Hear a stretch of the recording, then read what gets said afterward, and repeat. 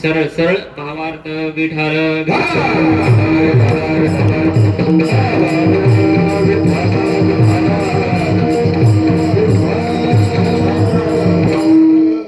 सेवेला सुरुवात करण्यापूर्वी अल्पसा परिचय द्यायचा म्हणजे आज आपण या ठिकाणी कैलासवासी कुसुम पंडित शिंदे यांच्या प्रथम वर्ष श्राद्धानिमित्त किंवा प्रथम पुण्यस्मरणानिमित्त आपण या ठिकाणी एकत्रित आलेलो आहोत.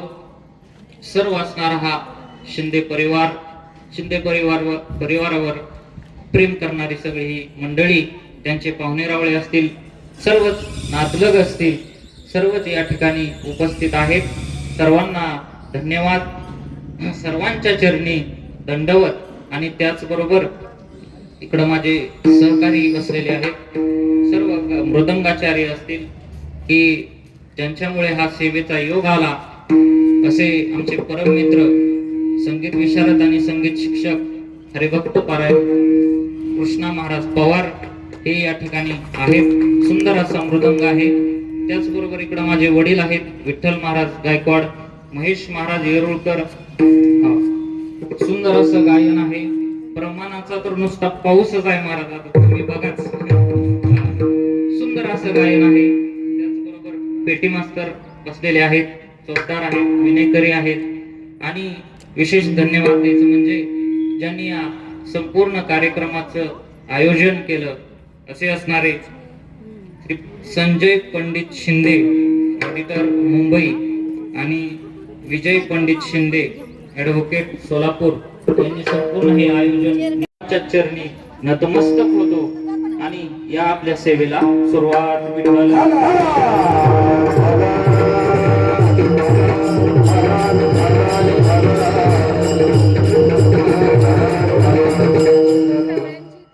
आजचा जो कार्यक्रम आहे तो श्राद्धाचा कार्यक्रम आहे. मला प्रथम पुण्यस्मरण आहे. मग श्राद्ध का करायचं याला काहीतरी कारण शास्त्रामध्ये पाहिजे. का श्राद्ध करावं, कशामुळे श्राद्ध केलं जातं, काय कारण आहे श्राद्ध करायचं, याला महाराज याला सुद्धा काय आहे, शास्त्र आहे. कोणतंही कार्य आपण काय करतो, विनाकारण करत नाही. त्याच्या मागे काहीतरी उद्देश असतो, त्याच्या मागे काहीतरी त्यातून फलप्राप्ती असते. उगाच आपण काही करत बसत नाही. आपण शिक्षण घेतो, नोकरीला लागतो, कशासाठी, जीवन चांगलं जावं, आनंदित जावं, याच्यासाठी परमार्थ करायचा आहे, जीवनाचा उद्धार व्हावा याच्यासाठी. म्हणजे काही ना काही, प्रत्येक कार्याच्या मागे काही ना काही हेतू असतोच महाराज. असंच आपण उगाच काही करत बसत नाही. मग श्राद्ध का करायचं आहे याला सुद्धा कारण आहे महाराज. आपल्या सनातन धर्मामध्ये, आपल्या वैदिक संस्कृतीमध्ये आपल्याकडे 4 वेद, 6 शास्त्र आणि 18 पुराण याचा समावेश केला गेला. म्हणजे हे पायाच आहे महाराज, हा सनातन धर्माचा पायाच आहे. आणि त्या 4 वेद, 6 शास्त्र आणि 18 पुराणामध्ये गरुड पुराण नावाचं एक पुराण आहे. भगवान विष्णूंच्या आणि गरुडाच्या संवादातून त्याची निर्मिती आहे. कारण ग्रंथ कोणताही असो महाराज, संवादातूनच निर्मिती होते. रामायण पहा, रामायणामध्ये संवादच आहेत. ज्ञानेश्वरीमध्ये पहा, ज्ञानोपरायांचा आणि श्रोत्यांचा संवाद आहे. गाथा पहा, गाथ्यात सुद्धा तुकोपरायांचा कधी मनाशी, कधी जनाशी, कधी देवाशी संवादच आहे. म्हणजे ग्रंथ कोणताही असो त्याची निर्मिती संवादातूनच होत असते. आणि मग त्यामध्ये गरुड पुराण आहे आणि भगवान विष्णूच्या आणि गरुडाच्या संवादातून ते निर्माण झालेलं आहे. आणि त्यामध्ये प्रेम आहे महाराज. आणि त्याच्यामध्ये असं वर्णन आलेलं आहे की श्राद्ध का करावं याची त्याच्यात बरेचशी अजून काही 2-4 कारण दिली गेली. बरीचशी कारण आहेत महाराज. पण मुख्य कारण काय आहे बाबा, का करायचं श्राद्ध, काय होतं, ज्या वेळेस माणूस मृत्यू पावतो त्यावेळेस काय होतं महाराज, हे जे शरीर आहे या शरीरातला जे चेतन याच्यामध्ये काय आहे, आत्मा आहे. तो आत्मा काय होतो, आत्मा निघून जातो आणि शरीर इथंच पडतं. कसं तर याचं वर्णन गीतेमध्ये आलेलं आहे. गीतेमध्ये सुद्धा भगवान श्रीकृष्ण अर्जुनाला सांगतात, अर्जुना, ज्याप्रमाणे एखादा मनुष्य अंगावरची कपडे जीर्ण झाली की तो काय करतो, कपडे त्या कपड्याचा त्याग करतो आणि नवीन कपडे अंगावरती घालतो. अर्जुना, याच सुद्धा असंच आहे. हा जो आत्मा आहे तो आत्मा या शरीराला कंटाळला, हे शरीर त्या आत्म्याला साथ देत नसेल तर तो आत्मा या शरीराचा त्याग करतो. म्हणजेच आपल्याकडे त्याला म्हणतात मृत्यू होणे. मग त्यावेळेस काय होतं तर जेव्हा हा प्राण या शरीरातून जातो, तो प्राण आत्मा म्हणजे परमात्म्याचं स्वरूप आहे महाराज, भगवंताचा अंश म्हणजे आत्मा आहे. आत्म्याला मरण नाही, मरण हे फक्त शरीराला आहे, आत्म्याला नाही.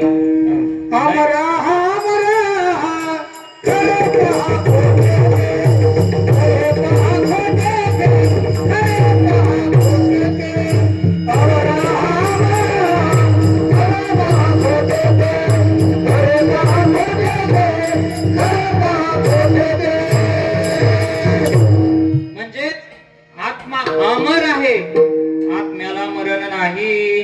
याचं वर्णन गीतेमध्ये सुद्धा आलेलं आहे. नयनम छिंदन्ति शस्त्राणि नयनम दहति पावका न चैन क्लेदयन्त्यापो न शोषयति मारुता. या आत्म्याला अग्नी जाळू शकत नाही, या आत्म्याला शस्त्र मारू शकत नाही. म्हणजेच आत्मा अमर आहे. आणि मग माणसाचा मृत्यू झाला की असणारा आत्मा इथून वरच्या प्रवासाला निघतो. आता हा प्रवास खूप मोठा आहे महाराज, याचं वर्णन भागवतात सुद्धा आलेलं आहे.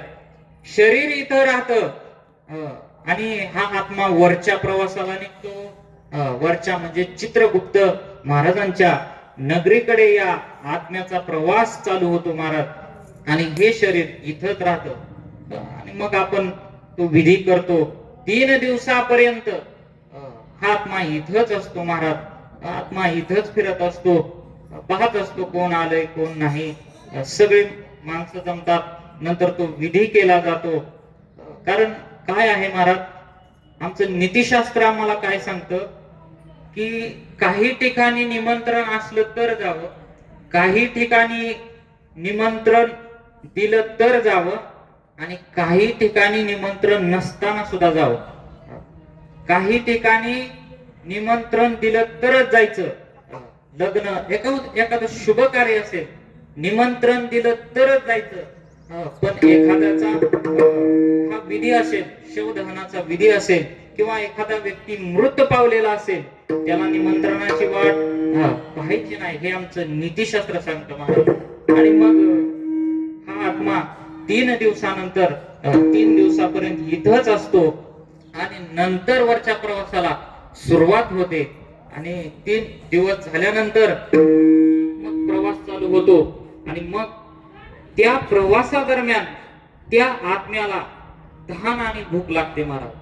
कारण जेव्हा माणसाच्या शरीरातून प्राण निघून जातो तेव्हा त्या माणसाची काही ना काही इच्छा अपूर्ण राहिलेली असते. त्याला मनोमय आणि वासनामय असा उल्लेख आलेला आहे. जेव्हा हा आत्मा या शरीरातून निघतो तेव्हा काहीतरी त्याची इच्छा अपूर्ण राहिलेली असते.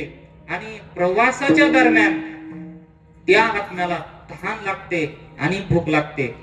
आणि मग प्रवास चालू असताना म्हणून आपण जर त्या महिन्याला त्या माणसाचं काय घालतो, मासिक घालतो.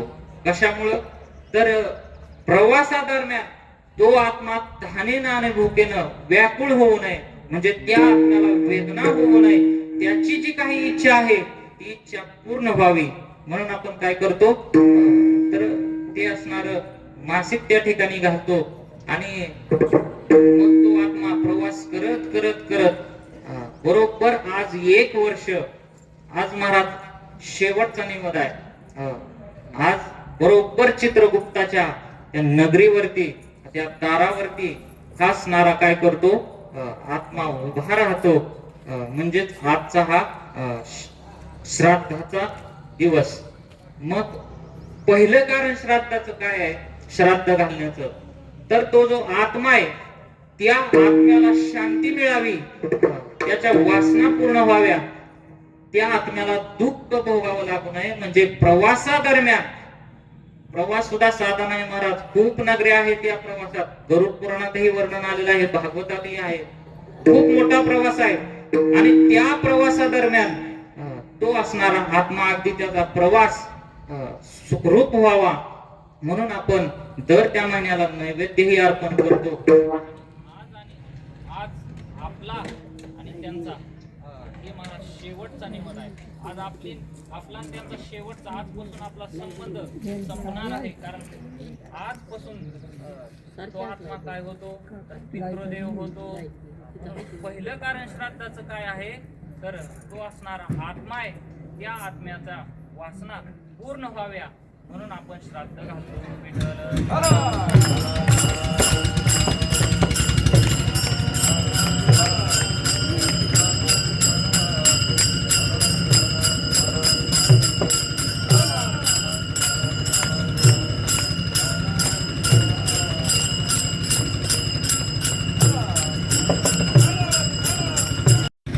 का श्राद्ध घालावं.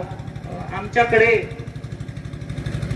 शास्त्रामध्ये जे संसारिक आहेत, म्हणजे जे गृहस्थाश्रमी आहेत, त्यांनी 3 देवतेला प्रसन्न केलं पाहिजे. बरं का, 3 देवता कोणत्या आहेत ऐका.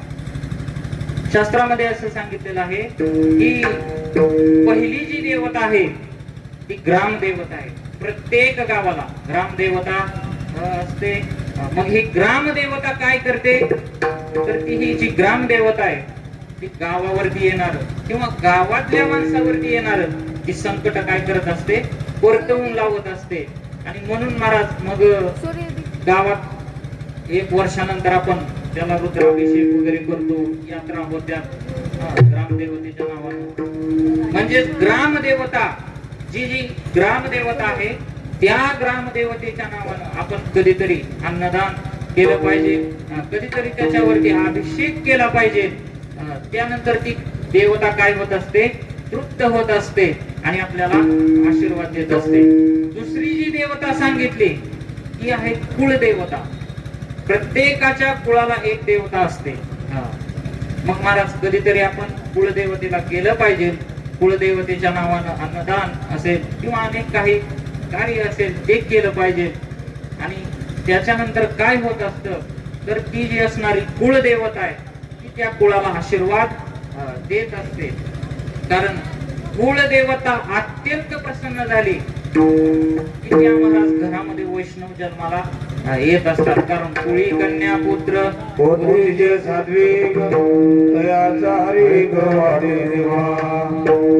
वैष्णव किंवा साधू संत जिथं जन्माला यायचे आहेत त्यांना कुळदेवता अगोदर प्रसन्न झाली पाहिजे महाराज. म्हणून कुळदेवता महत्वाची आहे. आणि तिसरी देवता पितृदेवता अत्यंत महत्वाची आहे महाराज. कारण आता पितृ आणि पितर याच्यात फरक आहे बरं का. पितृ म्हणजे काय, आपल्या वडिलांना आपण पितृ म्हणतो आणि वडिलांपासून जे पूर्वज आहेत म्हणजे आजोबा असतील किंवा त्यांचे वडील असतील हे झाले पितर. आणि पितृ म्हणजे आपले फक्त आणि फक्त वडीलच. मग ही पितृदेवता आहे, ही पितृदेवता तृप्त होत असते महाराज. म्हणून दुसरं कारण श्राद्ध करण्याचं काय, तर आपल्यावरती पितृदेवता तृप्त व्हावी म्हणून आपण काय करतो, श्राद्ध घालतो. हे याचं दुसरं आणि महत्वाचं कारण आहे. विठ्ठल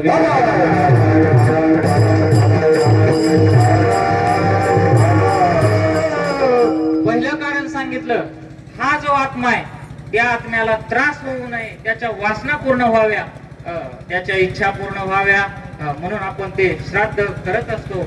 दुसरं कारण पितृदेवता आपल्यावरती काय व्हावी, प्रसन्न व्हावी. आणि पितृदेवता प्रसन्न झाली की त्या काय होत असते, घराची भरभराट होत असते महाराज. त्या पितरांचा आशीर्वाद घरामध्ये संतती ही सात्विक संतती जन्माला येत असते जेव्हा पितृदेवता कल्याण येची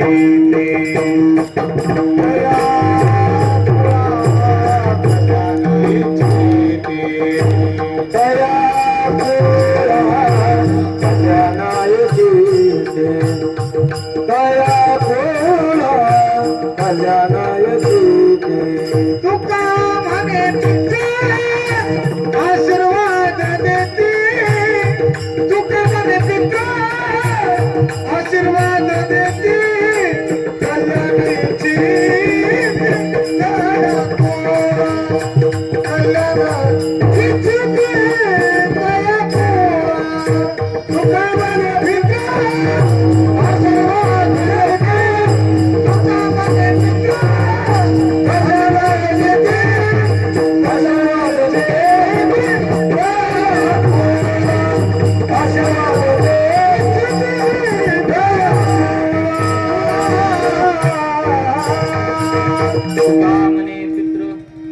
आशीर्वाद देती कल्याण इच्छिते तया मुळा. त्यांचं कल्याणच होत असतं. म्हणून दुसरं कारण महत्वाचं आहे, पितृदेवता काय झाली पाहिजे, प्रसन्न झाली पाहिजे. आणि आता तिसरं कारण का अजून श्राद्ध करायचंय. पहिलं कारण त्या आत्म्याच्या तृप्तीसाठी करायचंय, दुसरं पितृदेवता प्रसन्न करून घ्यायची म्हणून करायचंय. आणि आता तिसरं कारण आपल्या हिंदू धर्मामध्ये 16 प्रकारचे संस्कार सांगितले गेले. 16 संस्कार माणूस जन्माला यायच्या अगोदर किंवा आईच्या गर्भात असल्यापासून ते संस्कार केले जातात. अनेक प्रकारचे संस्कार आहेत, गर्भसंस्कार आहेत महाराज. त्याच्यानंतर पुढं जन्म घेतल्यानंतर, कारण संस्कार म्हणजे काय असतं तर चांगले वाईट गुण काढून चांगल्या गुणाची तिथं स्थापना करणं म्हणजे त्याला काय म्हणतात, संस्कार म्हणतात. बरोबर आहे का. शाळेमध्ये एखादा मुलगा लयच खोडकर असेल किंवा लयच खोड्या करत असेल तर त्याला काय म्हणतात सगळी, याच्या आई वडिलांनी याला संस्कार दिले नाहीत म्हणून असा करतोय. म्हणजे याच्या आई वडिलांनी याचे वाईट गुण काढले नाहीत आणि चांगल्या गुणाची स्थापना केली नाही म्हणून काय म्हणतो आपण, याला संस्कार नाहीत. मग संस्कार करणं म्हणजे काय, दोष काढणं आणि गुणाची स्थापना तिथं करणं. म्हणून माणसा जन्माला येण्याच्या अगोदर पासून, आईच्या गर्भात असल्यापासून हे संस्कार केले जातात महाराज. त्या आळंदीमध्ये त्या सोहम नावाचा मुलगा आहे पहा, मोबाईल वरती येत, त्याच्या आईनं तो मुलगा गर्भात असला ज्यावेळेस होता 108 पारायण आळंदीमध्ये केली ज्ञानेश्वरीची. आणि चमत्कार असा झाला, 7व्या वर्षी 9000 ओव्या मुखोद्गत आहेत महाराज. याला म्हणतात गर्भसंस्कार.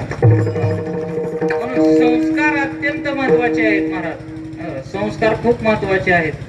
आणि मग गर्भसंस्कार, त्याच्यानंतर पुढं जात संस्कार एक केला जातो. आणि जन्माला आल्यानंतर मग नामकरण विधी असेल, मग मौजीबंधन केलं जातं. आणि त्याच्यानंतर सगळ्यात महत्वाचा मग तो जो आता अत्यंत कठीण झालाय, विवाह संस्कार. विवाह सुद्धा महाराज एक यज्ञच आहे बरं का, यज्ञ आहे. पण ते आता यज्ञाचं त्याला स्वरूपच राहिलं नाही. कारण ब्राह्मण देवतेच्या आणि अग्नी देवतेच्या साक्षीनं काय होत असतं, लग्न लागत असतं. पण महाराज आता डीजे वाल्याच्याच साक्षीनं आणि बँड वाल्याच्या साक्षीनं कुणाच्याही साक्षीनं लग्न लागायला लागलं महाराज. तो अवघड होऊन बसलेला आहे. म्हणून विवाह सुद्धा एक काय आहे, संस्कार आहे. चला पुढे, आता विवाह झाला, मुलं होतात, मुलं झाल्यानंतर मोठी होतात, त्यांचं शिक्षण वगैरे होतं.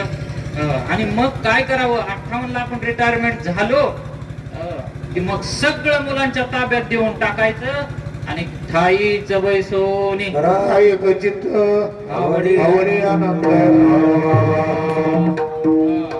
मग वानप्रस्थ म्हणून एक संस्कार केला जातो. म्हणजे सगळं घरदार सोडायचं आणि वनात निघून जायचं, पण तसं काय करणार बरं का, नाहीतर चाल उद्या निघून. हे पूर्वीचा काळ आहे महाराज. म्हणून काय करायचं तर ठाईचं बैसोनी कराई चित्त आवडी अनंत आळवावा. हे झाले संस्कार.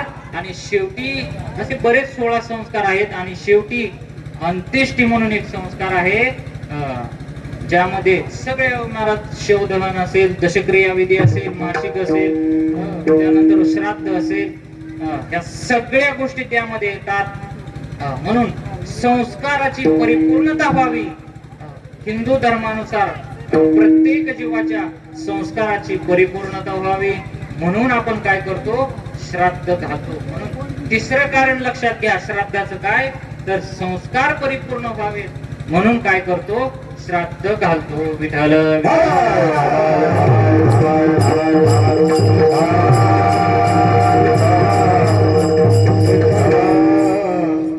म्हणून पहिलं कारण आत्मा तृप्त झाला पाहिजे. दुसरी गोष्ट, दुसरं कारण त्याचं जी पितृदेवता आहे ती संतुष्ट झाली पाहिजे.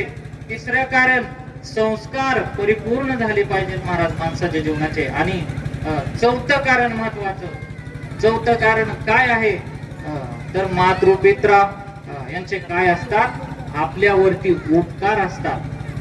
उपकार तशी शास्त्रांनी बऱ्याच जणांचे उपकार सांगितले. रविश्चंद्रो घना गावश्य सज्जना, किती उपकार सांगितले हो. सूर्याचा उपकार, चंद्राचा उपकार. तुम्ही म्हणा सूर्याचा उपकार कस काय, लाईट बिल तटलं तर 10 रुपये दंड लावतात आपल्याला, पण तो सूर्य आज किती दिवस झाला आपल्याला फुकट प्रकाश म्हणून सूर्याचे उपकार. चंद्राचे उपकार, चंद्रामृतामुळे वनस्पतीमध्ये काय होतं, औषधाची निर्मिती होते.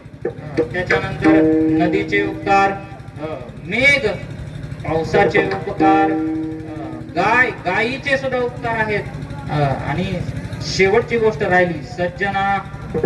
आता सज्जनामध्ये कोण कोण येतं बरं का, तुम्हाला खरं सांगू का, आपलं खरं खरं चांगलं खावं असं कुणाला वाटतं सांगू का.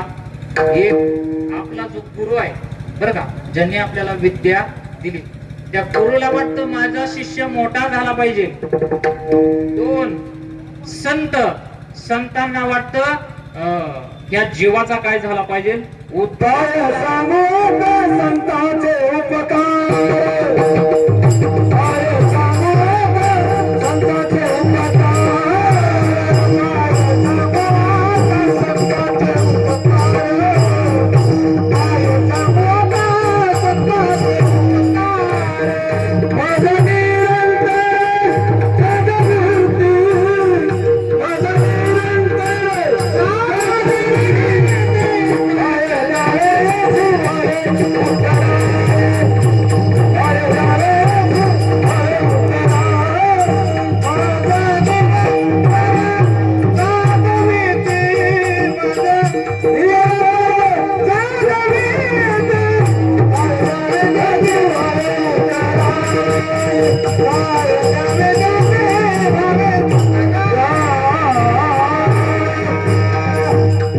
काय सांगू आता संतांचे उपकार मज निरंतर जागविती. एक आहे गुरु, ज्यांना वाटतं आपला शिष्य मोठा झाला पाहिजे.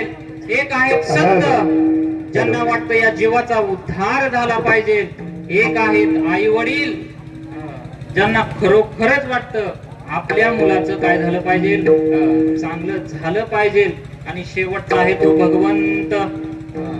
बस एवढी लोक जर सोडली, कुणालाच वाटत नाही आपलं चांगलं व्हावं असं महाराज वाटत नाही.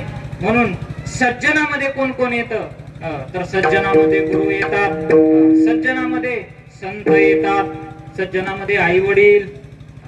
कारण आई वडिलांच्या उपकारासारखं दुसरा उपकार कोणच करू शकत नाही महाराज. करेल का हो. अगदी हलाखीच्या परिस्थितीतून मला आता मगाशी बाबांनी सांगितलं, खूप महाराजांची सुद्धा शिंदे परिवाराची खूप हलाखीची परिस्थिती होती. आणि त्या हलाखीच्या परिस्थितीतून काय केलं, दोन्ही मुलांना नोकरीला लावलं महाराज. एवढं फक्त आई वडीलच करू शकतात महाराज. आई वडील सोडून कितीही हलाखीची परिस्थिती असू द्या, किती पैशाची गरज भासू द्या, कुठेही जातील, काम करतील, पण आपल्या मुलांना शिकवणारच महाराज. आणि एवढा उपकार फक्त आई वडीलच करू शकतात. आणि दुसरी गोष्ट, आई वडिलांसारखं प्रेम सुद्धा दुसरं कोणीच करू शकत नाही महाराज. बाकीची लोक मित्राचं प्रेम संध्याकाळी कळलं असेल, त्याच्यानंतर पाहुण्या रावळ्याचं, अजून बाकी लोकांचं प्रेम, पण निस्वार्थ प्रेम कुणाचं असेल तर आई वडिलांचं प्रेम आहे महाराज. निस्वार्थ, कसलाच स्वार्थ नाही आपल्या मुलांकडून. निस्वार्थ प्रेम जर कोण करत असतील तर आई वडील, आणि त्यांच्यासारखा उपकार सुद्धा आपल्यावरती कोण करू शकत नाही महाराज. त्या मुलानं एक कथा सांगितली जाते. एका मुलाचं त्याच्या प्रेयसीवर खूप प्रेम होतं महाराज, बरं का. आणि ती प्रेयसी एके दिवशी त्याला म्हणली, तू काय कर, तुझ्या आईचं असणार काळीज मला आणून दे. बघा, काळीज, चिरून काळीज आणून दे. कोण देईल? आईकडे आला, आईला सांगितलं, आई मला तुझं काळीज पाहिजे. आईचं काळीज काढलं, रस्त्यानं जात असताना काळीज पडलं, आणि पडल्यानंतर त्या काळजातून हळूच आवाज आला, बाळा तुला लागलं तर नाही ना? कोण प्रेम करतं महाराज एवढं? कोण उपकार करणार एवढं? कोणीच करू शकत नाही. म्हणून एक गोष्ट लक्षात घ्या, आई वडिलांसारखं दुसरं कोणीच या जगामध्ये उपकार करू शकत नाही. म्हणून तर खूप सुंदर गीत आहे ना, आई माझी मायेचा सागर,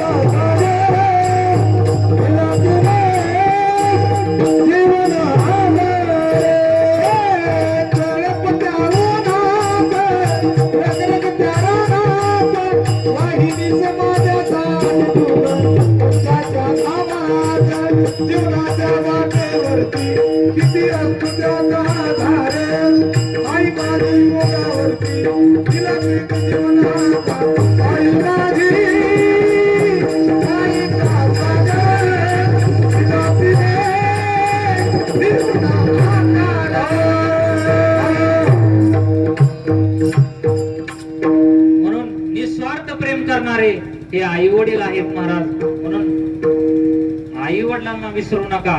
कारण आज सुद्धा महाराज एवढा आपला भारत देश पुढे गेलाय, एवढी टेक्नॉलॉजी पुढे गेली, पण एक गोष्ट लक्षात घ्या, अजून सुद्धा या महाराष्ट्राच्या मातीला वृद्धाश्रम नावाचा कलंक आहे, बरं का. तो कलंक आपण पुसून काढायचं आपण कार्य हाती घेतलं पाहिजे आणि आई वडिलांची सेवा करा. म्हणून उपकारातून, आई वडिलांच्या उपकारातून उतराई होता येत नाही, बरं का. त्यांचे उपकार फेडता येत नाहीत, त्यांचे ऋण आपल्याला फेडता येत नाहीत, पण ऋण फेडण्याचा आपण प्रयत्न करायचा असतो आणि त्यांच्या उपकारातून आपण उतराई व्हायचं असतं. म्हणून चौथं कारण लक्षात घ्या, श्राद्ध करायचं. तर त्यांच्या उपकारातून आपण उतराई होण्यासाठी श्राद्ध करायचं असतं. म्हणून श्राद्ध करण्याची 4 कारण संपली. आता तुम्ही म्हणाल, महाराज तुम्ही मगाचपासून सांगता श्राद्ध का करायचं, का करायचं, का करायचं. बरं, आम्ही नाहीच केलं, आम्ही काहीच नाही केलं तर काय होतं? काय होतं महाराज? याला सुद्धा शास्त्रामध्ये सांगितलेलं आहे, जर नाही श्राद्ध केलं तर पितृ नावाचा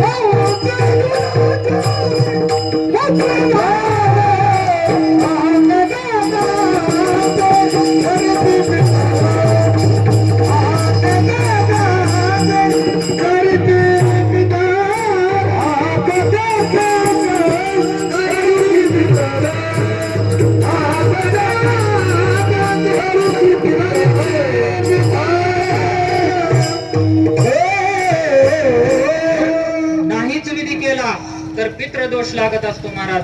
पितृदोष म्हणजे काय होतं तर त्या घरात कसलीच संतती निर्माण होत नाही. गरुड पुराण सांगतं बरं का, काय काय होत आहे का पितृदोष लागल्यानंतर संतती निर्माण होत नाही. संतती जर झाली तर नुसता राक्षसच जन्माला येतो महाराज.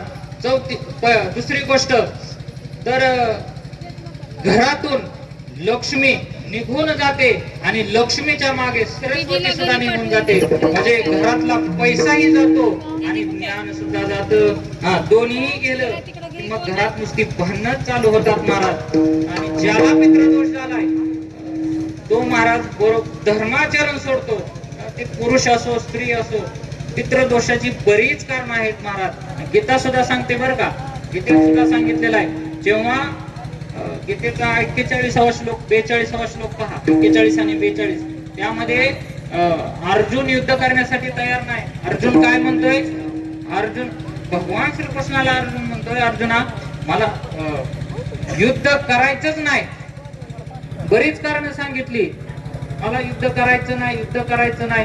का करायचं नाही त्याच्यात तो 41व्या श्लोकामध्ये सांगतोय तर संकरो नरकायेव कुरुनाना पुरुषच पतंती पितृहेषां तर 41व्या श्लोकामध्ये सांगतोय की जर मी धनुष्य हातात घेतलं तर यांचंही कोण राहणार नाही. आणि तिकडून प्रहार झाल्यानंतर इकडं आमचंही बरीच लोक मरतील. जर यांना श्राद्धच करायला माणूस नाही उरला तर यांचं पतन होईल. हजारो वर्ष नरकात पडावं लागेल, आम्हाला पितृदोष लागेल. म्हणून अर्जुन भगवान श्रीकृष्णाला सांगतायत की भगवंता हे आम्हाला काय नको, युद्ध नको. म्हणून पितृदोष लागत असतो महाराज. म्हणून श्राद्ध जर नाही केलं तरी सुद्धा आमचं शास्त्र सांगतं काय होतं, पितृदोष लागतो. पितृकर्म न करे साचा वंश खंडित ज्ञान राजा, वंश खंडित ज्ञान राजा.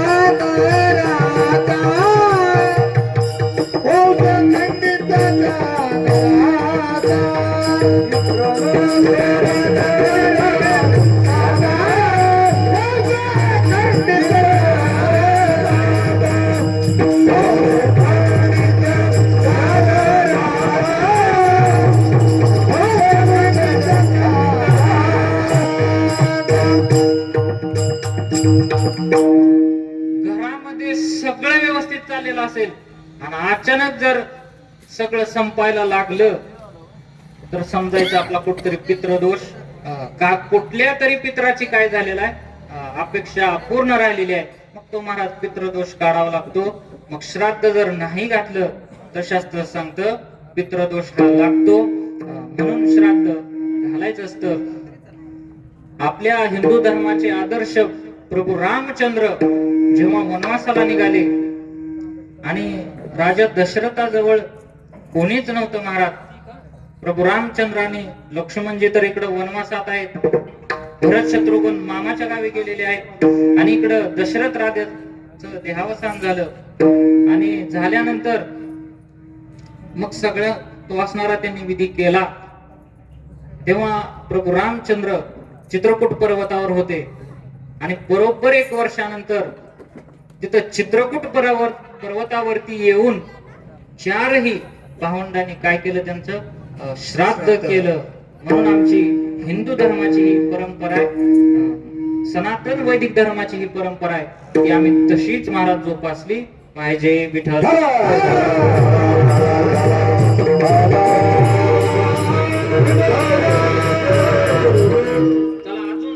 सांगतो. आता काही लोकांची परिस्थितीच नसते, बाबा श्राद्ध एवढा खर्च होत नाही, आम्हाला काय करावं.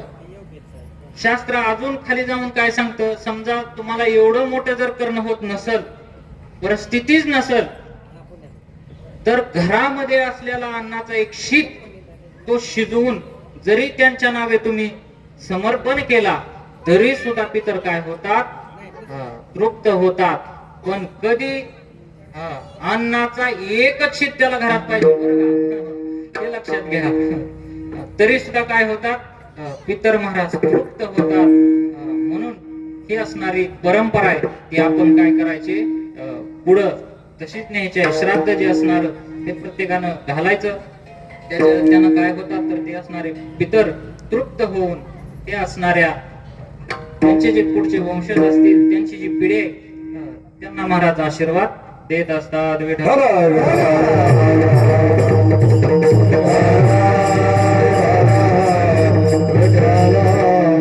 म्हणून सेवेकरिता घेतलेला अभंग नाथ बाबांचा आहे. नाथ बाबा म्हणजे कोण हो?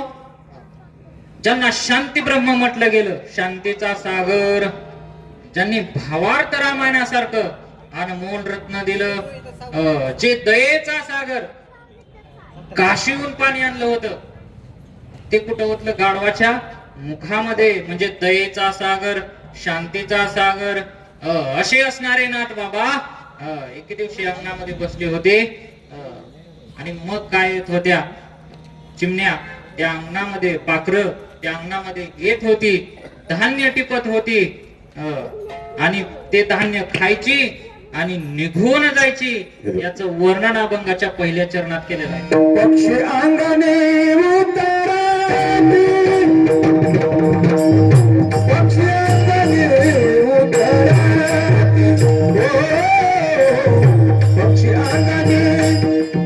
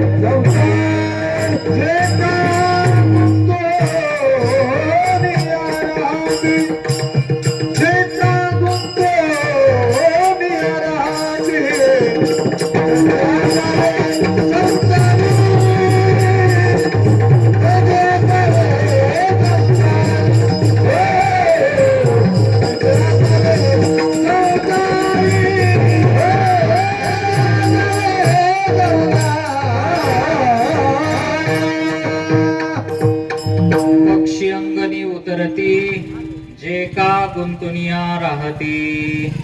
नाथ बाबा म्हणतात संसारच करायचा आहे ना तर कसा करा? त्या पक्षासारखा करा बरं का. नाहीतर अजून एक दुसरं उदाहरण सांगू का? ते कमळ असतं ना, कमळ ते चिखलामध्ये असतं, पाण्यामध्ये असतं, त्याला कधीच चिखल आणि पाणी लागत नाही. तसं महाराज संसारात सुधारायचं. संसारी असावे हसोनी नसावे.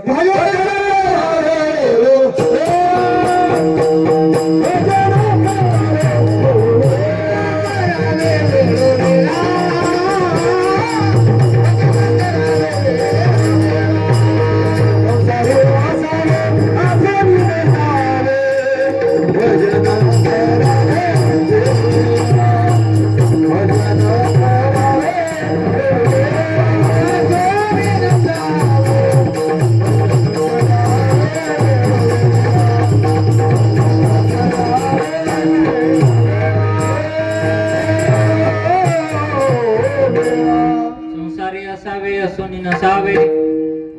संसारात राहायचं पण नाही राहिल्यासारखं करायचं महाराज. जसं ते पक्षी येतात, धान्य टिपतात आणि निघून जातात.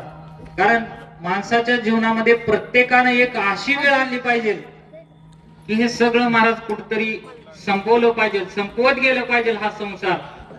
आणि हळूहळू कुठेतरी परमार्थाकडे आपण लागलं पाहिजे. कारण संसार असा आहे महाराज, कितीही पूर्ण करा पूर्णच होत नाही. कितीही करा तुम्ही संसारासाठी ते काय होत नाही, पूर्ण होत नाही. कुठंतरी ती फक्त राहिलेलं आहेच महाराज. कितीही त्याला पूर्ण करा.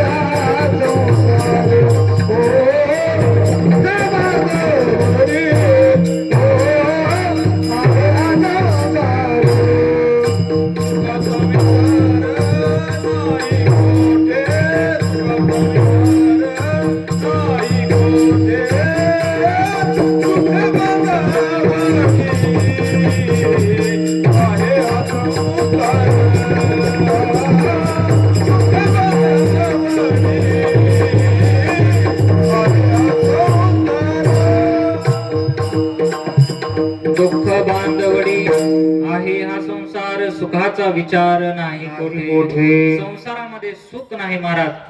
दुसरी गोष्ट एक सांगू का, संसारामध्ये जर सुखी राहायचं असेल तर अजून एक गोष्ट करा, जेवढं आहे तेवढ्यात समाधान. पण महाराज आपलं समाधानच होत नाही. एक गोष्ट लक्षात घ्या, आपण आता जे जीवन जगतोय भरपूर आहे महाराज आपल्याकडं. ते जीवन जगण्याची काही जणांची स्वप्न आहेत महाराज, ही गोष्ट लक्षात घ्या. म्हणून संसार कितीही तुम्ही पूर्ण करायला जावा ते पूर्ण होत नाही. म्हणून नाथ बाबा म्हणतात, पक्षी अंगणी उतरती जे का गुंतुनिया राहते. संसार करायचा पण गुंतून राहायचं नाही. गुंतून कुठं राहायचं? गुंतून राहायचं ते महाराज परमार्थामध्येच गुंतून राहायचं. जसे तुकोबाराय संसाराच्या नावे घालून तुकोबाराय संसारात गुंतलेच नाही. तुकोबाराय फक्त परमार्थामध्येच गुंतले. मग कारण याच्यामध्ये जर गुंतत गेलं तर महाराज कुठं घेऊन जात आपल्याला? दुःखाकडे. कारण ही सगळी महाराज भगवंताची माया आहे. आणि ही जी माया आहे ते मायेचं विशाल असं स्वरूप आहे. माया म्हणजे काय? हे माझं ते माझं. भगवंत सोडून दुसऱ्या वस्तूवर दुसऱ्या व्यक्तीवर जर प्रेम होत असेल, ती जर आपल्याला आवडायला लागत असेल तर ही माया आहे महाराज. आणि ही माया काय करते? माणसाला दुःख देते. त्या रामायणामध्ये प्रसंग आलेला आहे, जेव्हा तो गौतम ऋषींचा शिष्य गादी नावाचा शिष्य आहे. त्या गादी नावाच्या शिष्याला एके दिवशी माया पाहायची इच्छा झाली. म्हणजे ही सगळी माया आहे, माया कशी आहे ती पाहायची इच्छा झाली. आणि ती इच्छा झाल्यानंतर ती असणाऱ्या गादी नावाच्या शिष्यानं भगवंताकडे मागणी केली, मला तुमची माया पाहिजे. भगवंत म्हणले, कशाला माया पाहता? माया तर हे दुःखाचं मूळ कारण आहे. मायेपासून दुःखच मिळतं. काय म्हणला, मला मायाच पाहिजे. ठीक आहे म्हणले. आणि मग एके दिवशी गंगेच्या काठावरती तो स्नान करण्यासाठी उतरला. आणि स्नान करत असताना त्याच्या मनामध्ये प्रश्न आला की बाबा, मला अजून भगवंत त्यांची माया कशी आहे ते का दाखवत नाहीत? आणि मग असा मनामध्ये प्रश्न आल्यानंतर भगवंताने मायेचा खेळ सुरू केला. आणि मायेचा खेळ सुरू झाला. इकडं हा पाण्यात उतरला आणि याचा मृत्यू झाला. पण खरा मृत्यू झाला नव्हता. हे सगळं स्वरूप मायेचं होतं. पाण्यात उतरला, मृत्यू झाला, दुसरा जन्म झाला. पण दुसरा जन्म अत्यंत गरीब घरात झाला. गरीब घरात जन्म झाला. पुढे मोठा झाला, त्याचं लग्न झालं. मायेचं स्वरूप बरं का. इकडं तर तो नदीमध्येच आहे हे लक्षात ठेवा. मायेचा खेळ कसा आहे ते सांगतो तुम्हाला. आणि त्याचं लग्न झालं. त्या गावामध्ये साथीचा रोग आला. आणि साथीचा रोग आल्यानंतर सगळं महाराज ते गावच्या गाव बाहेर निघून जावं लागलं. याची पत्नी मेली. आणि पत्नी मेल्यानंतर इकडं पाण्यातच उभा आहे बरं का. हे सगळं मायेचं घडतंय. माया घडवती. आणि पत्नी मेली. हा फिरत फिरत फिरत गेला कुठतरी आणि दुसऱ्या राज्यात गेला. तिथं गेल्यानंतर त्या राज्याचा राजा नुकताच वारला होता. म्हणजे त्याचा मृत्यू झाला. आणि त्या राजाला संतान नव्हतं. मग ते राजगादीवर कोण बसवायचं? मग सगळे म्हणले, काय करा, माळ द्या तिच्या सोंडेमध्ये. आणि हा नेमका तिथं पोहोचला आणि याच्या गळ्यामध्ये ती माळ घातली. हा गादीवर बसला. पण हा कुठं आहे? नदीत उभा आहे. हे सगळं घडतंय बरं का इकडं. आणि 4-5 वर्ष राज्य केलं. आणि एके दिवशी असं झालं, त्यांनी त्याच्या सगळ्या पाहुण्या रावळ्याला एकत्रित बोलवलं आणि म्हणला, मी इथला राजा आहे, तुम्हाला इथलं काय धन घेऊन जायचंय ते घेऊन जावा, मी जोपर्यंत इथं आहे तोपर्यंत. आणि ही गोष्ट प्रधानाने ऐकली. सगळ्या प्रजेला एकत्रित केलं आणि त्याला काय केलं, गादी ओढून खाली हाकलून दिलं, राज्याच्या बाहेर हाकलून दिलं. आणि सगळ्या गावकऱ्यांनी एक मोठी चिता रचली आणि त्याच्यात अग्नी प्रवेश केला. ही घटना इकडे घडली आणि हा तर पाण्यातच उभा आहे. आणि यानं बी काय केलं, एक चिता रचली आणि काय केलं, अग्नीमध्ये उडी मारली. आणि याला अग्नीमध्ये उडी मारली की पळू लागलं. जसं पळायला लागलं यानं पाण्याच्या बाहेर आला आणि पाहिलं तर काय, अंगाला फोड आलेले. मग ही गोष्ट खरी आहे का खोटी? याला तर म्हणतात माया. मग गौतम ऋषी आले. गौतम ऋषींनी पाहिलं, त्यानं घडलेला सगळा प्रकार सांगितला. हे सगळं फक्त एका सेकंदात घडलं बरं का. तो पाण्यातच उभा होता. खरंच घडलंय का म्हणून त्यानं सांगितलं, या राज्यात मी होतो. गेलं आणि बघितलं तर जशाच्या तशा खुणा त्या राज्याच्या तिथं होत्या. फक्त एका सेकंदात घडलं. ही तर महाराज माया आहे. माया म्हणजे काय आहे माहितीये का? स्वप्नातलं मृगजळ. स्वप्न खोट आणि त्या खोट्या स्वप्नात मृगजळ खरं भासणं, ही तर माया आहे. म्हणून महाराज संसार सुद्धा काय आहे, ही मायाच आहे. आणि या मायेतून आपण बाहेर निघलं पाहिजे. म्हणजे माझं न करता काय केलं पाहिजे, भगवंताला आपलंस करून आपण घेतलं पाहिजे महाराज. म्हणून पक्षी अंगणी उतरती जे का गुंतून राहती, गुंतून न राहता या मायेमध्ये आपण भगवंताशी काय झालं पाहिजे, एक रूप झालं पाहिजे. मग कसं राहायचं संसारात? अभंगाच्या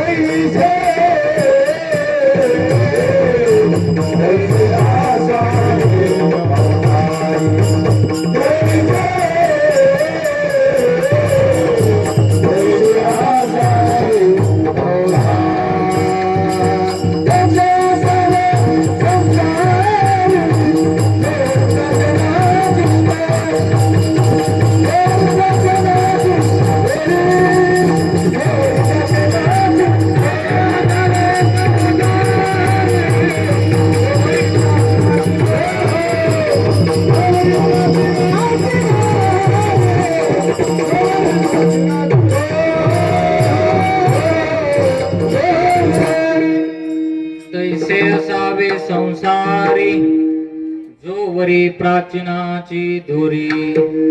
संसारात कसं राहावं तर संसारात अडकून पडू नये. कारण हा जो आपल्याला नरदेह जो मिळालेला आहे, हे फार मोठं महाराज भगवंताची देणगी आहे. कारण लक्ष 84 योनी फिरून फिरून फिरून फिरून फक्त एकच हा नरदेह मिळतो. ज्या नरदेहाला बुद्धी आहे, ज्या नरदेहाला बोलता येतं, ज्या नरदेहानं भगवंताची प्राप्ती करून घेता येते. नरदेह निदान लागले हाते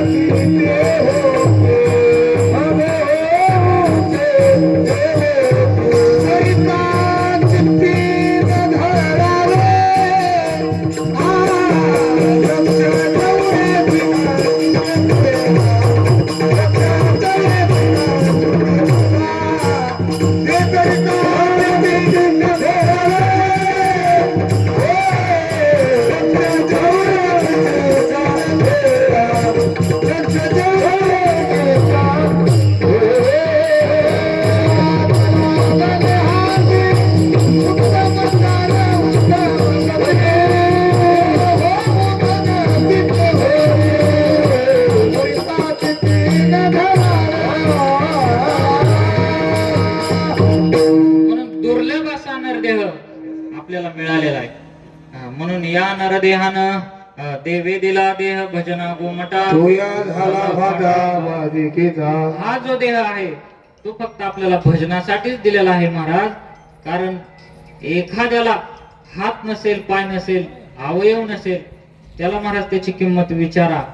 आपल्याला एवढं सगळं फुकट दिलंय. नुसतं आपण म्हणतो मला देवानं काय दिलंय आणि काय दिलंय. एवढा मोठा हा नरदेह आपल्याला दिला. भगवंताचे उपकार आहेत महाराज. म्हणून नरदेह जो आहे तो फक्त भजनासाठीच दिलेला आहे. कारण दुर्लभ आहे. दुर्लभ माणूस हो हा नरदेह मिळावा म्हणून स्वर्गातल्या देव सुद्धा काय करतात, इच्छा करतात. स्वर्गीचे अमर इच्छिता देवा मृत्युलोकी व्हावा जन्म आम्हा. स्वर्गातले देव पण त्यांना मिळाला नाही महाराज. त्यांना मिळाला नाही. आपल्याला मिळाला पण महत्व कळालं नाही. परंतु एक गोष्ट लक्षात घ्या, साधू संतांना नरदेह मिळाला आणि त्यांनी त्याच्या जीवनाचं सार्थक सुद्धा केलं. आणि परत आहे का, पशु पक्षी त्यांना नरदेह मिळालाही नाही आणि त्यांना कळाला सुद्धा नाही. म्हणून एक गोष्ट लक्षात घ्या, आपल्याला नरदेह मिळालेला आहे पण आपण त्या नरदेहाचं काय करायचंय, सार्थक करायचंय. मग सार्थक कुठं होईल, कुठे गेल्यानंतर सार्थक होईल सांगा. परमार्थात आल्यानंतर याच काय होईल, सार्थक होईल. आणि परमार्थात महाराज खरोखरच आनंद आहे. बरीच लोक महाराज येतात, काय संसारात वैतागून गेलोय महाराज, जरा कीर्तनाला आल्यावर भजनाला आल्यावर बरं वाटतं तेवढंच. बरीच लोक म्हणतात. मग एवढा जर आनंद नुसतं ऐकण्यानं मिळत असेल आणि खरोखर जर आपण त्या आनंदामध्ये रंगून गेलो, मग आनंदाचे डोही आनंद तरंग आनंदजी अंग आनंदजी. म्हणून परमार्थामध्ये आनंद आहे. परमार्थामध्ये येऊन आपण काय करायचं आहे, आपल्या जीवनाचं सार्थक करून घ्यायचं आहे. इथं माझं करीत बसायचं नाही. मग नाथ बाबा अजून एक दृष्टांत आपल्याला पुढे देतात, ते अभंगाच्या 3ऱ्या चरणात. वस्ती कर वस्ती आला, वस्ती कर वस्ती वस्ती कर वस्ती आला, वस्ती कर वस्ती आला. काळी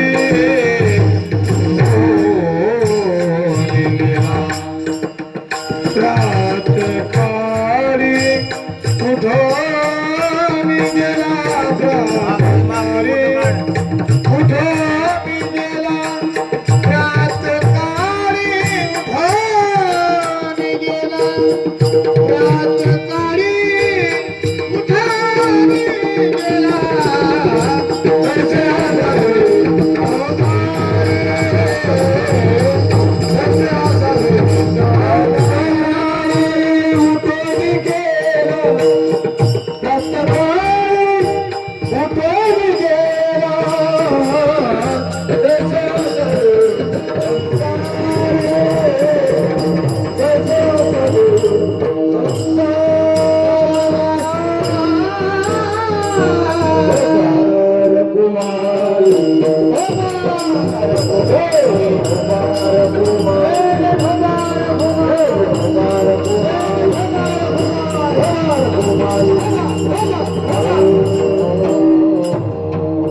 वस्ती कर वस्ती आला प्रातः काळी उठोनी गेला तैसे असावे संसारी जोवरी प्राचीनाची दोरी. जसं एखादा वस्तीकर येतो राहतो आणि निघून जातो, म्हणून आपण सुद्धा तसंच करायचंय. इथं आल्यानंतर सत्कर्म करायचं, साधू संतांची सेवा, गोमातेची सेवा, आई वडिलांची सेवा, देश सेवा करायचे. आपलं आपलं कर्तव्य आपण पार पाडायचंय. कारण कर्तव्य पार पाडून जर परमार्थ करत असेल तर तुम्हाला खरा परमार्थिक आहे. कर्तव्य चुकवून जर परमार्थात येत असेल तर महाराज तो परमार्थ साध्य होत नाही. आपली कर्तव्य आपलं काम आपण पूर्ण करून साधू संतांची संगत आणि त्यांची सेवा करायची. म्हणून इथं माझं करीत बसायचं नाही. आणि नाथ बाबा शेवटी आपल्याला सांगतात, जेव्हा आपला अंत्यकाळ जवळ येईल, जेव्हा आपली शेवटची वेळ जवळ येईल, तेव्हा आपण काय करायचंय तर असणाऱ्या भगवान परमात्म्याला शरण जायचंय. त्या अभंगाच्या शरण एका जनाला,